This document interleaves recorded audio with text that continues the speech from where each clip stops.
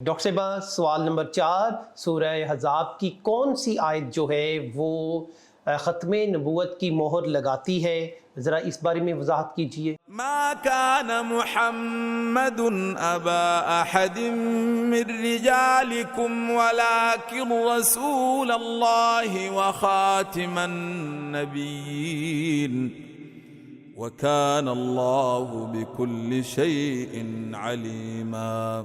جی یہ میرے خیال میں یہ روز روشن کی طرح آشکار ہے، یہ جو حقیقت ہے جی اور ابھی آپ لوگوں نے تلاوت ملاحظہ فرمائی آیت نمبر 40 سورہ حزاب۔ ترجمہ: لوگوں، حضرت محمد صلی اللہ علیہ وآلہ وسلم تمہارے مردوں میں سے کسی کے باپ نہیں ہے مگر وہ اللہ اور اس کے رسول اور خاتم النبیین ہے۔ اللہ ہر چیز کا علم رکھنے والا ہے۔ وَكَانَ اللَّهُ بِكُلِّ شَيْءٍ عَلِيمًا۔ تو تفہیم القرآن سے ہم دیکھ لیتے ہیں مضمون ظاہر واضح ہے، جو آپ کا سوال بھی ختم نبوت کے حوالے سے۔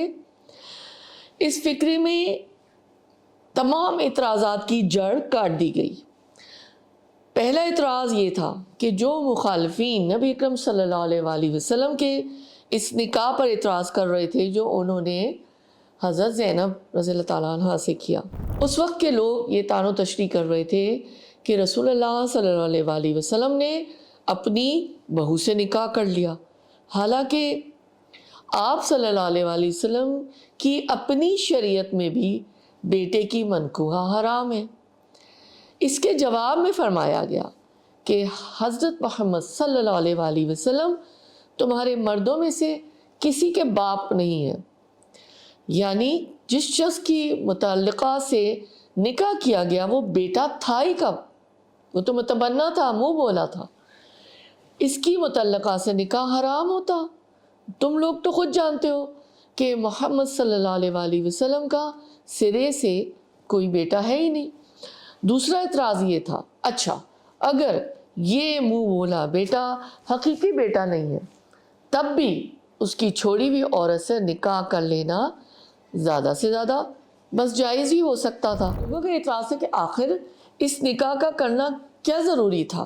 تو اس کے جواب میں اللہ تعالیٰ نے یہ فرمایا ہے کہ مگر وہ اللہ کے رسول ہیں، یعنی رسول ہونے کی حیثیت سے ان پر یہ فرض عائد ہوتا تھا کہ جس حلال چیز کو تمہاری رسموں نے خامخواہ حرام کر رکھا ہے اس کے بارے میں تمام تعصبات کا خاتمہ کر دیا جائے۔ مزید یہ تاکید کی گئی ہے کہ وہ خاتم النبیین ہیں، یعنی ان کے بعد تو کوئی رسول تو درکنار، کوئی نبی تک آنے والا نہیں، ایک مہر نبوت لگا دی گئی نا کہ اب نہیں کوئی بھی آئے گا۔ مزید یہ کہ قانون اور معاشرے کی کوئی اسلام کے زمانے میں نافذ ہونے سے نہ رہ جائے اور اس رسم جاہلیت کا خاتمہ ہو جائے اور آپ خود یہ اپنے دور میں کر کے جائیں۔ پھر ایک اور اللہ تعالیٰ نے تاکید کی ہے اس آیت کی آخر میں جو لفظ آتا ہے نا کہ اللہ ہر چیز کا علم رکھنے والا ہے۔ ڈاکٹر صاحبہ مولانا مودودی کا نقطہ نظر تو آپ نے بیان فرما دیا، اب دوسرے علماء جو ہیں ان میں سے کسی ایک کا پوائنٹ آف ویو بھی بتا دیجئے۔ جی، تدبر قرآن کی تفسیر سے ہم تھوڑا سا خلاصہ دیکھ لیتے ہیں کہ وہ کیسے ہمیں اس بات کو سمجھا رہے ہیں۔ نبی اور رسول کے درمیان نسبت عام اور خاص ہے، ہر رسول نبی لازماً ہوتا ہے لیکن ہر نبی کا رسول ہونا لازمی نہیں ہے۔ اسی وجہ سے اگر حضور اکرم صلی اللہ علیہ وآلہ وسلم خاتم الانبیاء ہیں تو خاتم الرسل بدرجہ اولا قرار پائے، ٹھیک ہے؟ تو بعض گمراہ فرقوں نے جو یہ شوشہ نکالا کہ قرآن میں نبی اکرم صلی اللہ علیہ وآلہ وسلم کو خاتم الانبیاء کہا گیا ہے، خاتم الرسل نہیں بنایا گیا، تو اسی وجہ سے سلسلہ رسالت کے اجرا کی نفی نہیں ہوئی۔